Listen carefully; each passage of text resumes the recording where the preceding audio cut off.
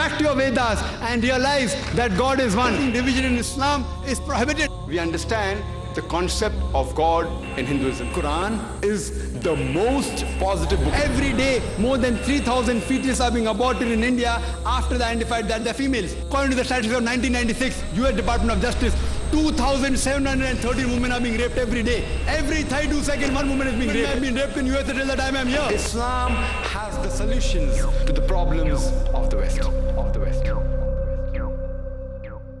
فهمتنا الكروب أغرقتنا العيوب فاكفنا همنا يا حبيب القلوب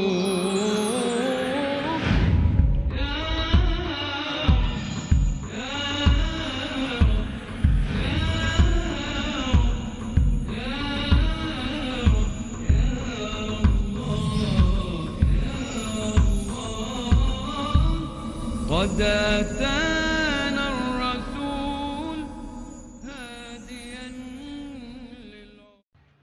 أعوذ بالله من الشيطان الرجيم بسم الله الرحمن الرحيم. I bear witness that there is no God worthy of worship except Allah, and that Muhammad sallallahu alayhi wasallam is the servant and messenger of Allah. My dear brothers and sisters in Islam, I welcome you all with the Islamic greetings.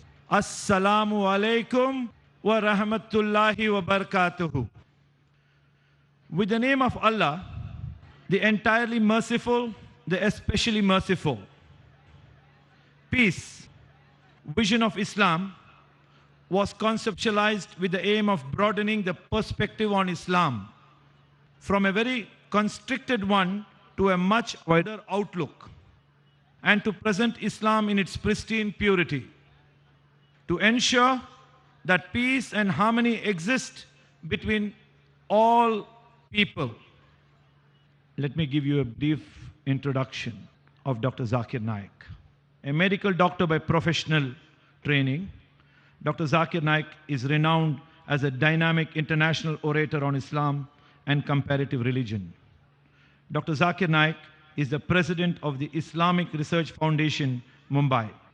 Dr. Zakir clarifies Islamic viewpoints and clears misconceptions about Islam using the Quran, authentic hadith, and other religious scriptures as a basis in conjunction with reason, logic, and scientific facts. He is 43 years old. He is popular for his critical analysis and convincing answers to challenging questions posed by audience after his public talks. In the last 12 years, by the year 2008, Dr. Zakir Naik has delivered more than 1,200 public talks in the USA, Canada, UK, Italy, Saudi Arabia, UAE, Kuwait, Qatar, Bahrain, Oman, Australia, New Zealand, South Africa, Botswana, Malaysia, Singapore, Hong Kong, Thailand, Guyana, South America, Trinidad, and many other countries, in addition to numerous public talks in India. He has successfully participated in several symposia and dialogues with prominent personalities of other faiths.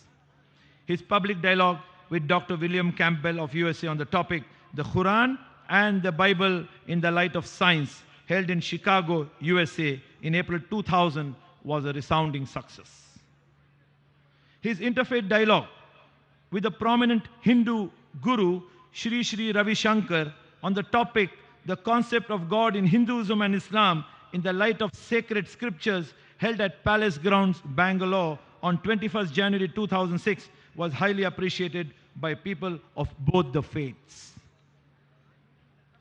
In the issue dated 22nd February 2009 of the Indian Express, list of the 100 most powerful Indians in 2009, among the billion-plus population of India, Dr. Zakir Naik was ranked number 82. In the special list of the top 10 spiritual gurus of India, Dr. Zakir Naik was ranked number 3, after Baba Ramdev and Sri Sri Ravi Shankar, being the only Muslim in the list. Dr. Zakir Naik stood out most eloquently for Islam and Muslims in the present times on one of the leading and most respected news channels of India, NDTV 24/7. During the Guest This Week interview program, Walk the Talk, conducted by the host, Shekhar Gupta, editor-in-chief of Indian Express, telecast on 7th and 8th March 2009. Also, Sheikh Ahmad Deedat, the world-famous orator on Islam and comparative religion, who had called Dr. Zakir Deedat Plus in 1994, presented a plaque in May 2000 with the engraving awarded to Dr. Zakir Abdul Karim Naik for his achievement in the field of Dawah and the study of comparative religion. Son, what you have done in 4 years had taken me 40 years to accomplish. Alhamdulillah. Dr. Zakir Naik appears regularly on many international TV channels in more than 200 countries of the world. He is regularly invited for TV and radio interviews. More than 100 of his talks, dialogues, debates, and symposia are available on DVDs and VCDs. He has authored many books on Islam and comparative religion. Today, the topic of Dr. Zakir Naik is religion in the right perspective. Please welcome Dr. Zakir Naik.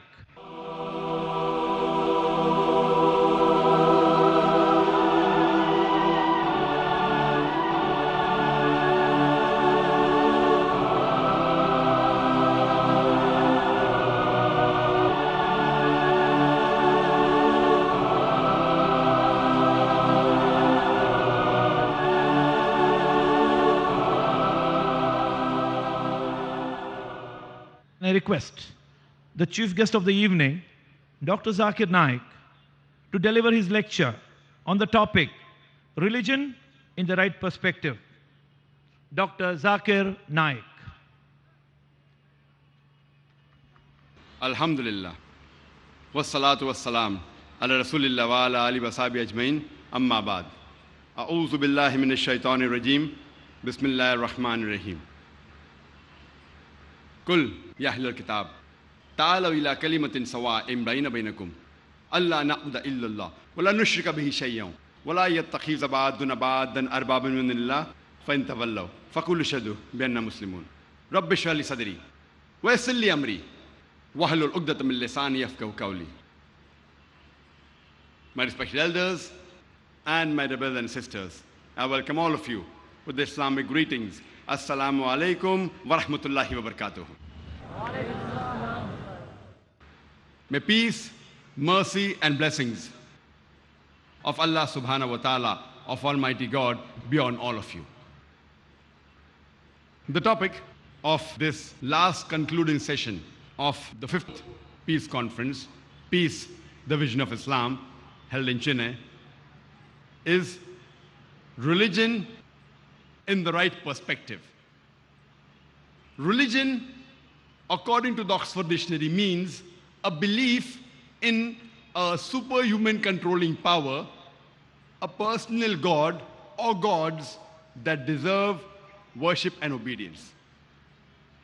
In short, according to Oxford Dictionary, religion means belief in God. So if you can understand the concept of God in any religion, you will understand that religion in the right perspective. I started my talk by quoting a verse from the glorious Quran, from Surah Al-Imran, chapter number 3, verse number 64, it says, Kul, ya ahlal kitab, say, O people of the book, ta'alaw ila kalimatin sawa'in bayna bainakum, come to common terms as between us and you. Which is the first term? Allah na'budu illallah, that we worship none but one Allah subhanahu wa ta'ala, but one Almighty God. وَلَا نُشْرِكَ بِهِ شَيْئًا, that we associate no partners with Him. وَلَا يَتَّخِذَ بَعْضُنَا بَعْضًا أَرْبَابًا مِن دُونِ اللَّهِ, that we erect not among ourselves lords and patrons other than Allah. فَإِن تَوَلَّوْا, if then they turn back, فَقُولُوا اشْهَدُوا, say, ye bear witness, بِأَنَّا مُسْلِمُونَ, that we are Muslims bowing our will to Allah subhanahu wa ta'ala, to Almighty God. This verse of the glorious Quran, Surah Al-Imran, chapter number 3, verse number 64, shows us a way how to converse, how to speak with different types of people. Ta'alaw ila kalimatin sawa'in bayna bainakum. Come to common terms as between us and you. Which is the first term? Allah na'budu illallah. That we worship none but Allah subhanahu wa ta'ala, but Almighty God.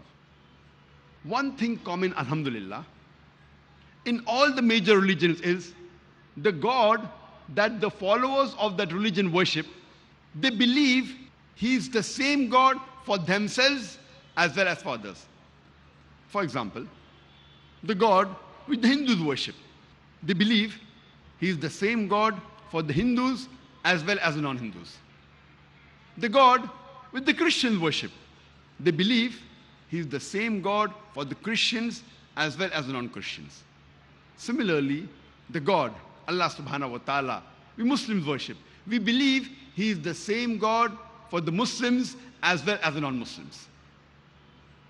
Thus, the best way to understand any religion is to understand what the concept of that God in that religion is. But if you have to understand the concept of God in any religion, it is not appropriate to try and understand the concept of God in that religion by trying to understand what the followers of that religion do. We should not judge the concept of God by judging the followers of that religion, because many a time the followers of that religion, they themselves are not aware what is the concept of their God in their religion. That's the reason the best and the most authentic and the most appropriate methodology of trying to understand any religion or trying to understand the concept of God in a religion is to try to understand what the scriptures of that religion have to speak about Almighty God. So today, we'll try and understand various different religions in the right perspective by trying to understand what is the concept of God in that religion by analyzing the scriptures of the religion. قد أتانا الرسول قد أتانا الرسول. Time will not permit us to discuss all the religions, but inshallah, we'll discuss the four major religions of the world today: Hinduism, Judaism, Christianity, and Islam. First, we'll try and understand Hinduism in the right perspective by trying to understand what is the concept of God in Hinduism. If you ask a common Hindu that how many gods does he believe in, some will say 3, some will say 10, some will say 100, some will say 1,000, while others will say 33 crores, 330 million. But if you ask a learned Hindu who's well versed with his scriptures, he will tell you that Hindus should believe and worship only one God. But the common Hindu, he believes in a philosophy known as pantheism. Pantheism means the common Hindu believes that everything is God. The tree is God, the sun is God, the moon is God, the human being is God, the snake is God. What we Muslims believe is everything is God's. G-O-D with an apostrophe S. Everything belongs to God. The tree belongs to God, the sun belongs to God, the moon belongs to God, the human being belongs to God, the snake belongs to God. So the major difference between the common Hindu and the common Muslim is the common Hindu believes that everything is God. We Muslims believe everything is God's. G-O-D with an apostrophe S. So the major difference between the common Hindu and the common Muslim is the apostrophe S. If we can solve this difference of apostrophe S, the Hindus and the Muslims will be united. How do we do it? As the Quran says, "Ta'alaw ila kalimatin sawa'in bayna bainakum." Come to common terms as between us and you. Which is the first term? Allah na'budu illallah. That we worship none but Allah subhanahu wa ta'ala. وَلَا نُشْرِكَ بِهِ شَيْئًا. That we associate no partners with Him. وَلَا يَتَّخِذَ بَعْضُنَا بَعْضًا أَرْبَابًا مِنْ دُونِ اللَّهِ. That we erect not among ourselves lords and patrons other than Allah. فَإِن تَوَلَّوْا. If then they turn back, فَكُلُوا شَهِدُوا. Say, ye bear witness, بِأَنَّا مُسْلِمُونَ, that we are Muslims bowing our will to Allah subhanahu wa ta'ala. So today we'll try and understand what is the concept of God in Hinduism by trying to understand what the Hindu scriptures have to speak about Almighty God. There are various sacred Hindu scriptures. Amongst the Hindu scriptures, one of the sacred Hindu scriptures is called as Upanishads. It's mentioned in the Chandogya Upanishad, chapter number 6, section number 2, verse number 1. Ikkam Evdityam. It's a Sanskrit quotation which means God is only one without a second. It's mentioned in the Svetasvatara Upanishad, chapter number 6, verse number 9. Na chadsya kasij, janita na chadipa. Of that God, he has got no parents. He has got no Lord. Almighty God has got no mother. He has got no father. He has got no superior. It's mentioned in Svetasvatara Upanishad, chapter number 4, verse number 19. Na tasya pratima asti. Of that God, there is no pratima. Pratima in Sanskrit means, it means an image, it means a photograph, painting, portrait, idol, statue, sculpture. Of that God, there is no pratima. Of that God, there is no image, there is no painting, there is no photograph, there is no portrait, there is no idol, there is no statue, there is no sculpture. Further, if you read Bhagavad Gita, which is the most widely religious scripture amongst the Hindus, it's mentioned in Bhagavad Gita, chapter number 7, verse number 20. All those whose intelligence has been stolen by material desires, they worship demigods. Some of the translation says they worship false god. So according to Bhagavad Gita, chapter number 7, verse number 20, those people whose intelligence has been stolen by material desires, that means those people who are materialistic, they worship false god.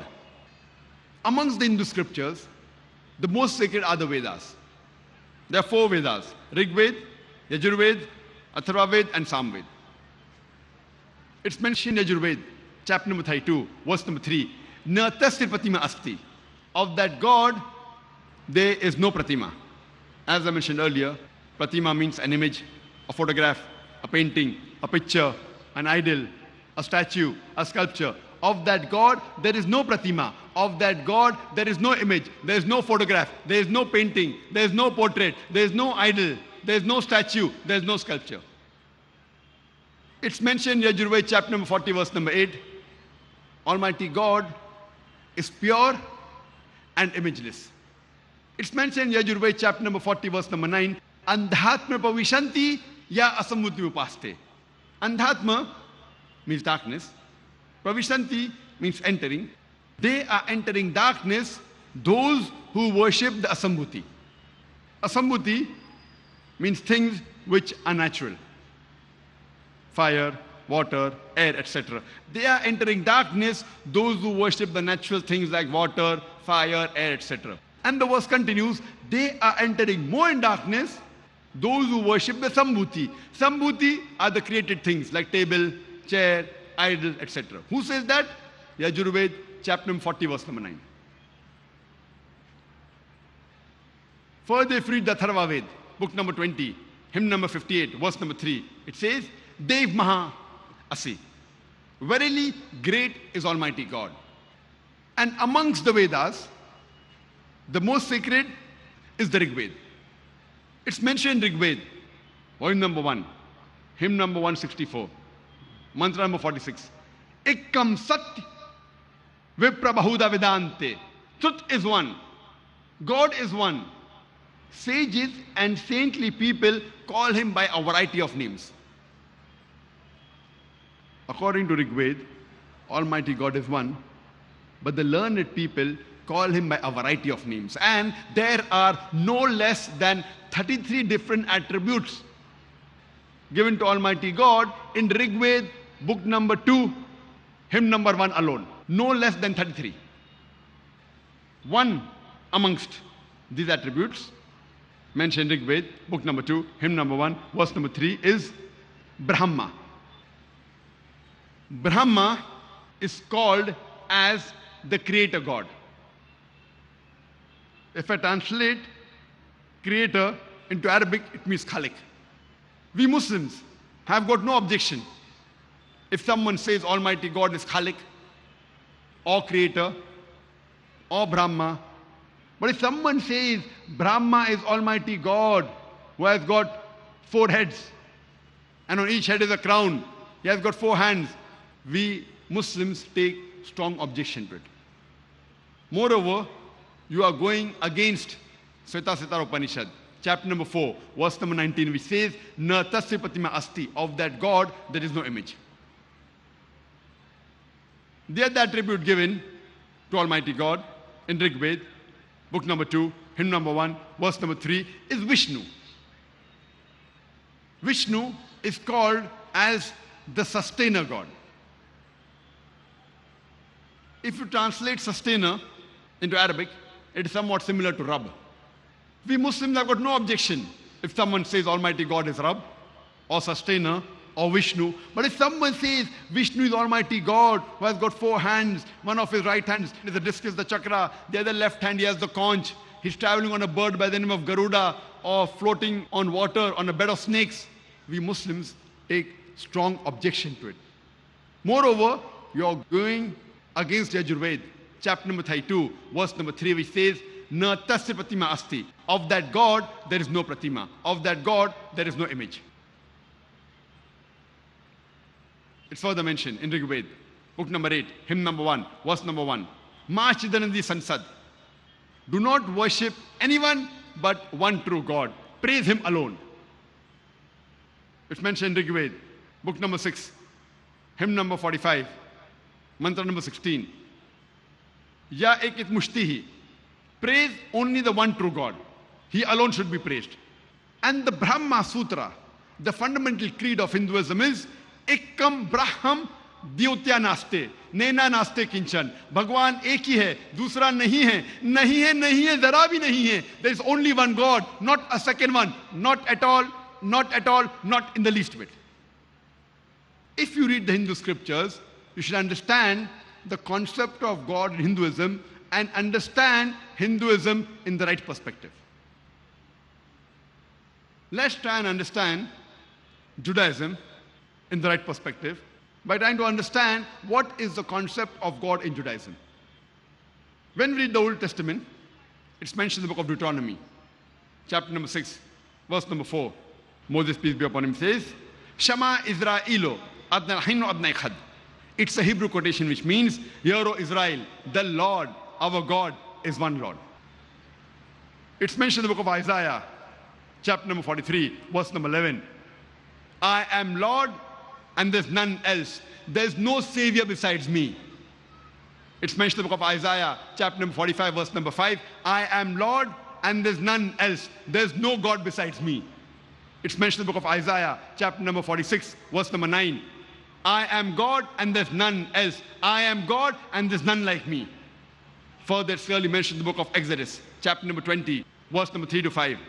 Almighty God says, Thou shalt have no other God besides me. Thou shalt not make unto thee any graven image of anything, of any likeness in the heaven above, in the earth beneath, in the water beneath the earth. Thou shalt not bow down to them, nor serve them. For I, thy God, thy Lord, is a jealous God. The same message repeated in the book of Deuteronomy, chapter number 5, verse number 7 to 9, where Almighty God says, Thou shalt have none other God besides me. Thou shalt not make unto thee any graven image of anything, of any likeness in the heaven above, in the earth beneath, in the water beneath the earth. Thou shalt not bow down to them, nor serve them. For I, thy God, thy Lord, is a jealous God. If you read the Jewish scriptures, you shall understand Judaism in the right perspective and understand the concept of God in Judaism, that Judaism believes in one God, and of that God there are no images, there are no idols, there are no statues.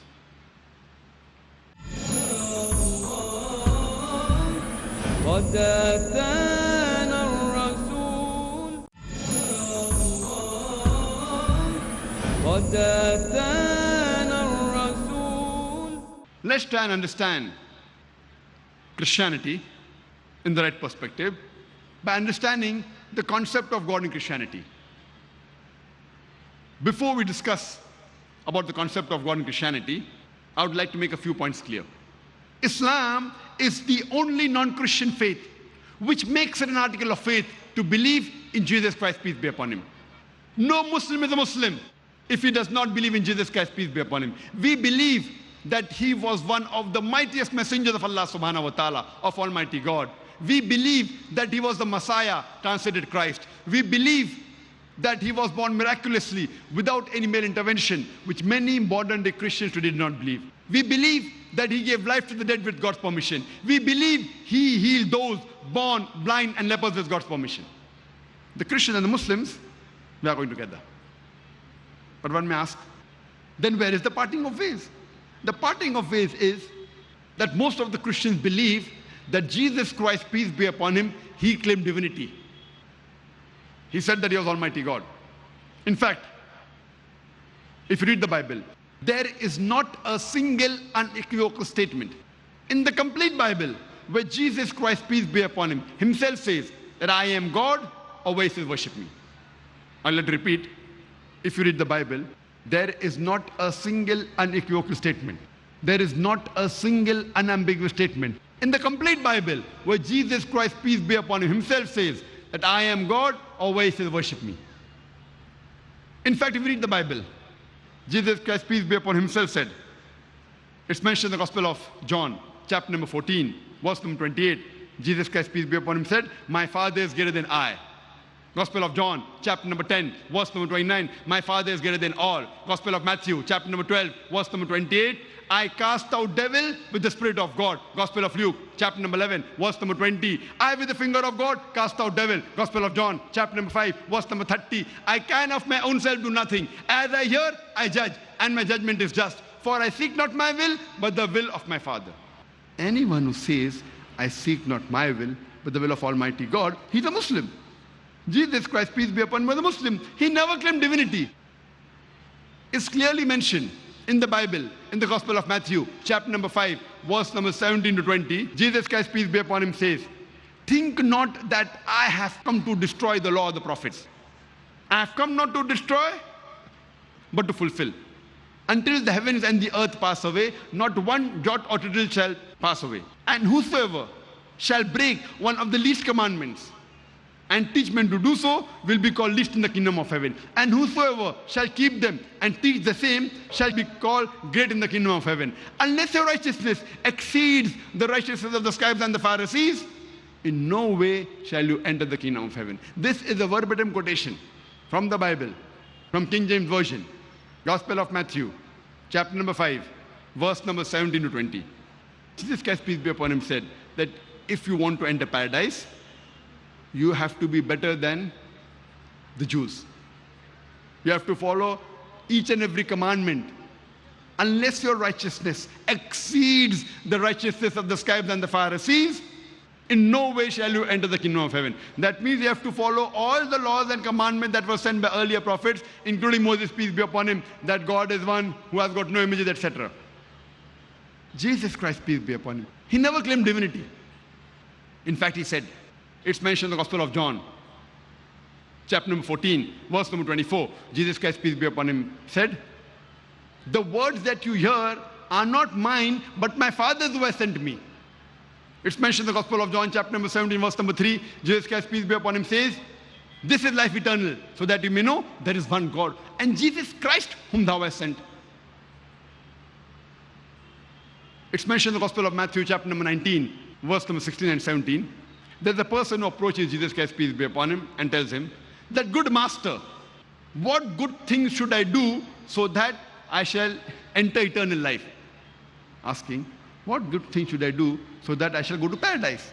Jesus Christ, peace be upon him, replies, why thou callest me good? Leave aside God, G-O-D, why thou callest me good? And there's only one good, that is Father in heaven, that is Almighty God. And if you want to enter eternal life, you keep the commandments.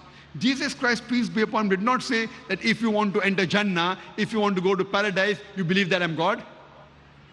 He didn't say that you believe that I died for your sins on the cross. He said, if you want to enter Jannah, if you want to enter eternal life, you keep the commandments. And it's clearly mentioned in the book of Acts, chapter number 2, verse number 22. Ye men of Israel, listen to this. Jesus of Nazareth, a man approved of God amongst you, by wonders and miracles and signs which God did by him, and you are witness to it. A man approved of God amongst you by wonders and miracles and signs which God did by him, and you are witness to it. And when Jesus Christ, peace be upon him, was asked that which is the first of the commandments, he repeated verbatim what was said by Moses, peace be upon him, earlier. It's mentioned in the Gospel of Mark, chapter number 12, verse number 29. Jesus Christ, peace be upon him, says, Shama Israelo, Adnan Hainu Adnai Khad. It's a Hebrew quotation which means, Hear, O Israel, the Lord, our God, is one Lord. So if you understand the concept of God in Christianity, that God is one, he has got no idols, he has got no images, you will understand Christianity in the right perspective. Now, we'll try and understand Islam in the right perspective by trying to understand the concept of God in Islam. The best reply that any Muslim can give you regarding the concept of God in Islam is quote to you Surah Ikhlas, chapter number 112, verse number 1 to 4, which says, Kul huwallahu ahad. Say, He is Allah one and only. Allah has-samad. Allah, the absolute and eternal. Lam yalid walam yulad. He begets not, nor is he begotten. Walam yakul lahu kufuwan ahad. There is nothing like him. This is a four-line definition of Allah subhanahu wa ta'ala, of Almighty God, given in the glorious Quran. Any person says, so and so candidate is God, if that candidate fits in this four-line definition, we Muslims have got no objection in accepting that candidate as God. The first test is, Kul huwallahu ahad. Say, He is Allah one and only. Allahu samad. Allah, the absolute and eternal. Lam yalid walam yulad. He begets not, nor is he begotten. Walam yakul lahu kufuwan ahad. There is nothing like him. This is a four-line definition of Allah subhanahu wa ta'ala given in the glorious Quran, which we call it as the litmus test for theology. Theo means God, logy means study, theology means the study of God. Surah Ikhlas is the litmus test of theology. It is the touchstone of theology. I hope you understand when I say the word touchstone. Touchstone means if you go to buy some gold jewelry, you want to know how pure is the gold. So you go to a goldsmith and he takes that gold jewelry and rubs it against a touchstone. And then he compares it with the color chart he has got, and then he says whether the gold is 24 karat gold or 22 karat or 18 karat, or he may say it is not gold at all because all that glitters is not gold. Surah Ikhlas is the touchstone of theology. Any candidate you say is Almighty God, put him to the test of Surah Ikhlas. If that candidate passes the test, we Muslims have got no objection in accepting that candidate as God. For example, there are some human beings who believe that Bhagwan Rajneesh is God. Once during question and answer time, a Hindu brother of ours, he told me, Brother Zakir, we Hindus don't believe him to be God. I told him, I never said that the Hindus believe him to be God. I've studied the Hindu scriptures. Nowhere do the Hindu scriptures say he's God. What I said, some people, some human beings believe him to be God. Let's put this God to the test of Surah Ikhlas. The first is, Kul huwallahu ahad. Say, he is Allah one and only. Was Rajneesh one and only? Was he the only man who claimed divinity, who claimed to be God? There are hundreds of men who have claimed to be God, especially in this country of ours, India. There are thousands who have claimed to be God. He's not the only one. But a Rajneesh Bhakt, a Rajneesh follower will say, no, he's unique. He's the only one. Let's go to the next test. Next is Allahu Samad. Allah, the absolute and eternal. Was Rajneesh absolute and eternal? When we read his autobiography, he writes in his autobiography, he was suffering from chronic backache, from asthma, from diabetes mellitus. Imagine, Almighty God suffering from chronic backache, from diabetes mellitus, from asthma. The third is, Lam yalid walam yulad. He begets not, nor is begotten. And we know that Rajneesh, he was born in Madhya Pradesh, He had a mother and father. And later on, in May 1981, he goes to America, and in the state of Oregon, he starts his new village called as Rajnishpuram, and he takes thousands of Americans for a ride. Later on, the American government arrested him and put him behind bars. He alleges, the American government gave me slow poisoning. Imagine, Almighty God being slow poisoned. And in 1985, the American government kicks him out of the country. He comes back to India, in the state of Maharashtra. He goes back to the city of Pune, to his center, which was called as Neo Sannyas. Today, it's called as Osho Commune. And if you visit Pune, and if you go to his center, which is called as Osho Commune, if you go to his Samadhi, it is mentioned there on the stone on his Samadhi, Bhagavan Rajneesh, Osho, never born, never died, but visited the earth from the 11th of December 1931 to the 19th of January 1990. Never born, never died, but visited the earth from the 11th of December 1931 to the 19th of January 1990. They forgot to mention on his Samadhi that he was not given visas to 21 different countries of the world. Imagine Almighty God coming in this world to visit different countries, and he requires visa to go to different countries. And the Archbishop of Greece said, if you don't remove Rajneesh out of this country, we'll burn his house and the house of his disciples. قد أتانا الرسول قد أتانا الرسول. And the last test, the fourth test, وَلَمْ يَكُنْ لَهُ كُفُوًا أَحَدٌ. There's nothing like him.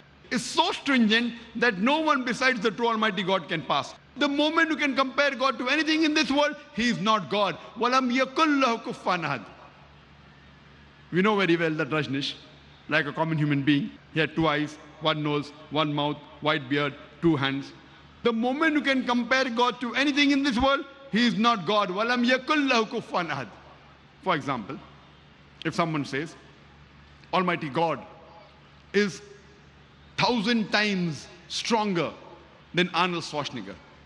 You might have heard the name of Arnold Schwarzenegger, the person who was given the title Mr. World, the strongest man in the world, Mr. Universe, the strongest man in the universe. The moment you can compare God to anything in this world, whether it be Arnold Schwarzenegger, whether it be Dara Singh, or whether it be King Kong, whether it be 1,000 times or 1,000,000 times, the moment you can compare God to anything in this world, He is not God. وَلَمْ يَكُنْ لَهُ كُفُوًا أَحَدٌ. There's nothing like Him.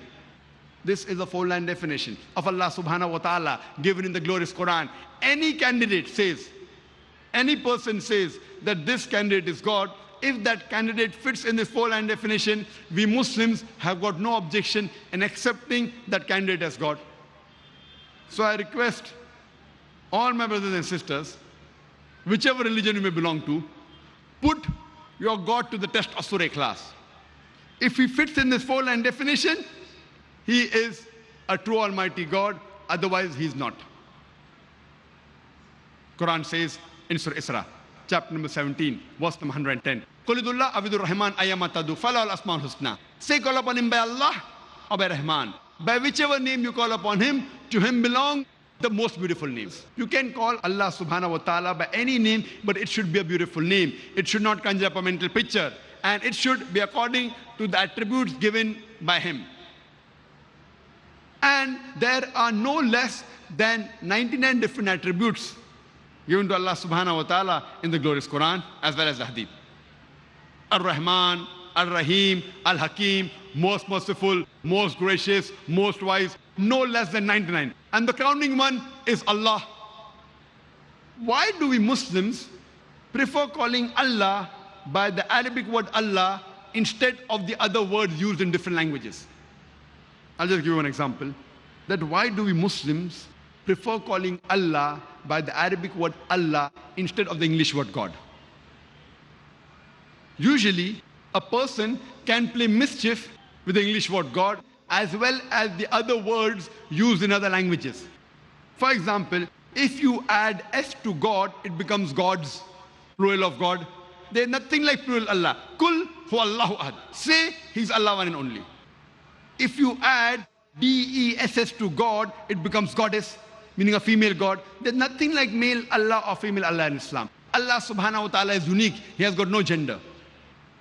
If you add father to God, it becomes Godfather. He's my Godfather. He's my guardian. There's nothing like Allah Abba or Allah Father in Islam.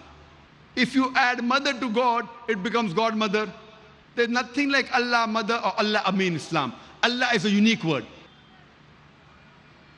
If you prefix a tin before God, it becomes tin God, meaning a fake God. There's nothing like tin Allah in Islam. That is the reason we Muslims, we prefer calling Allah by the Arabic word Allah instead of the English word God. Otherwise, normally, when a Muslim is doing dawah or conveying the message of Islam to a non-Muslim, and if he uses the word God instead of Allah, like the way I'm doing now, I've got no objection, but I'll have to remind them that God is not the appropriate translation of the Arabic word Allah. There are many people who come and tell me, Brother Zakir, why can't Almighty God become a human being? What's the problem? God can do anything and everything, so why are you limiting God? God can do anything and everything, so why can't He become a human being? So I tell them, even if I agree with you, for the sake of argument, that God can do anything and everything, and if God becomes a human being, then He ceases to be God, because the qualities of God and human being are different. Almighty God is immortal. Human being is mortal. You can't have an immortal, mortal person together. You either have mortal being or immortal being. You can either have God or man. You can't have God-man. You can't have a person who's immortal and mortal at the same time. It's meaningless. You either have God or you have man. You can't have God-man. Almighty God has got no beginning. Human beings have a beginning. You can't have a person who has a beginning and no beginning at the same time. It's meaningless. Almighty God has got no end. Human beings have an end. You can't have a person who has an end and no end at the same time. So either you can have a man or God. You can't have a God man. It's like you telling me, I saw a tall short man. You can either say a tall man or a short man. You can't say tall short man. It's meaning opposite. You can have medium height, but not tall short. You have a fat man or a thin man. You can't have a fat thin man. It's meaningless. The qualities of Almighty God and human being are exactly opposite. You can either have God or a human being. So if God becomes a human being, He ceases to be God. Almighty God does not require to eat. We human beings require to eat. Allah says in the Quran, in Surah Anam, chapter number 6, verse number 14, He feedeth everyone, but does not require to be fed. We human beings, we require rest, we require sleep. Almighty God does not require rest and sleep. Allah says in the Quran in Ayat al-Kursi and Surah Baqarah chapter number 2 verse number 255, Allahu la ilaha hayyul qayyum la ta'khudhuhu sinatun wa la nawm lahu ma fi samawati wa ma fil ard. Allah, He's the one and only, the eternal, the self-subsisting. No slumber can seize Him, nor does He require rest. To Him belongs everything in the heavens and the earth. So Almighty God, if He becomes a human being, He ceases to be God. So what is the use of worshipping a human being like you and me? And if I agree with you that Almighty God can do anything and everything, in the same argument, if Almighty God can do anything and everything, Almighty God can even tell a lie. But to tell a lie is ungodly. The moment God tells a lie, He ceases to be God. If I agree with you for sake of argument, Almighty God can do anything and everything, Almighty God can even forget. But to forget is ungodly. Quran says in Surah Taha chapter number 20 verse 52, Allah subhanahu wa ta'ala never forgets. The moment God forgets, He ceases to be God. If I agree with you, Almighty God can do anything and everything, Almighty God can even do injustice. But to do injustice is ungodly. Quran says in Surah Nisa chapter 4 verse 40, Allah subhanahu wa ta'ala is never unjust in the least degree. The moment God does injustice, He ceases to be God.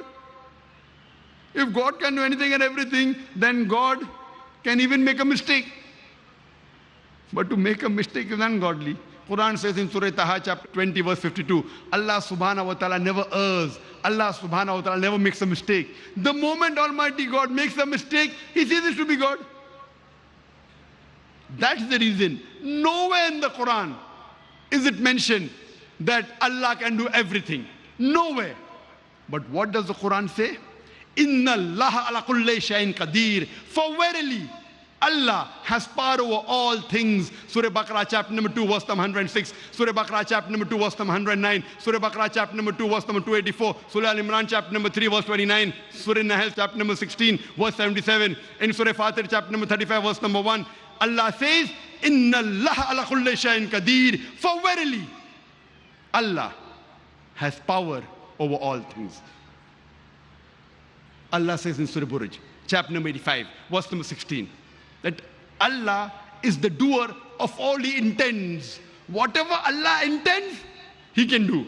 But Allah subhanahu wa ta'ala does not intend to tell a lie, to make a mistake, to do injustice, to become a human being. Allah subhanahu wa ta'ala only intends godly things. Whatever He intends, He can do. But He intends only godly things. Even though it's clearly mentioned in the scriptures of all the major world religions that God is one. He has got no idols. He has got no images. Yet, there are people, as Allah says in the Quran in Surah Yusuf chapter number 12 verse number 106, most of them worship God not without associating partners with Him. They worship God, yes. But when they worship, they associate partners with God and then worship Him. It's clearly mentioned in all the scriptures that Almighty God is one. He has got no images. He has got no idol. Yet, the Quran says in Surah Baqarah, chapter number 2, verse number 18, Summum, Bukmun, Umyun Fahum La Yarji'un. The deaf, the dumb, the blind, they will never return to the straight path. The same message given in the Bible in the Gospel of Matthew, chapter number 13, verse number 13. Seeing they see not, hearing they hear not, neither will they understand. The same message is given in Rig Veda, book number 10, hymn number 71, mantra number 4. Seeing the words, they see not. Hearing the words, they hear not. All these major scriptures, it's clearly mentioned in the scriptures God is one. He has got no images. He has got no idols. Yet, people will do idol worship. They will worship God by associating partners with Him. Summum, Bukmun, Umyun Fahum La Yarji'un. The deaf, the dumb, the blind, they will never understand. They will never turn to the straight path.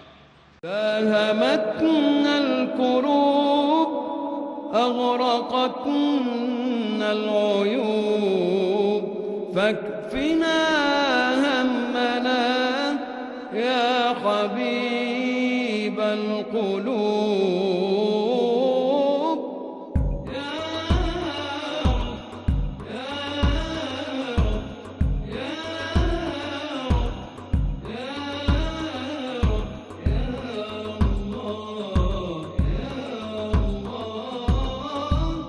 قد أتانا